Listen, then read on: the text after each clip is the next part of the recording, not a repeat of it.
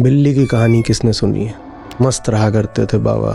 एक दिन म्याऊं म्याऊं सुनाई दे, खोजने लगे कहाँ है म्याऊं। तो कहीं पे म्याऊं पड़ी थी, एक कुत्तों ने उसको दौड़ा लिया होगा, कुछ हो गया होगा, उसके चोट वगैरह लगी थी तो उसको उठा लाए। अब अपना तो उनको इधर उधर जाके भिक्षा मांग के खा लेते थे, कोई बचा के तो रखते नहीं थे। दिन में एक बार दो बार निकलते थे, जो मिल गया खा लिया, कुछ था ही नहीं।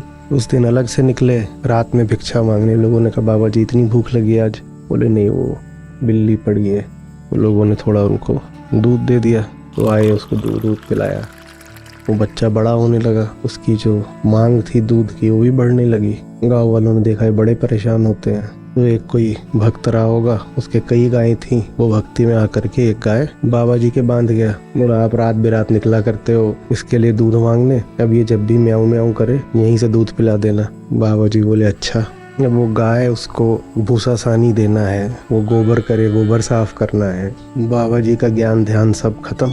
आधे समय बिल्ली की देखभाल कर रहे हैं, बाकी आधे समय गाय की देखभाल कर रहे हैं। गांव वाले आए शाम वाम को कि भजन कीर्तन होगा कुछ, वहाँ बाबा जी गाय को नहला रहे हैं। बाबा जी की एक और भक्त निकल आई गाँव में, बोली बाबा जी आपको बड़ी तकलीफ है, हम आपकी कुटिया में ही रहेंगे और ये गाय की सेवा वगैरह हम खूब जानते हैं, कर दिया करेंगे और बिल्ली का भी ख्याल रख देंगे। बाबा जी बोले ठीक। इस घटना को हुए 2-4 साल बीत गए। फिर एक गांव का पुराना आदमी जो गांव तभी छोड़ के गया था जब बाबा जी को बिल्ली मिली थी, 4 साल बाद वापस लौटा। बीच में क्या हुआ था ये सब उसको पता ही नहीं, वो तो बाहर चला गया था कहीं।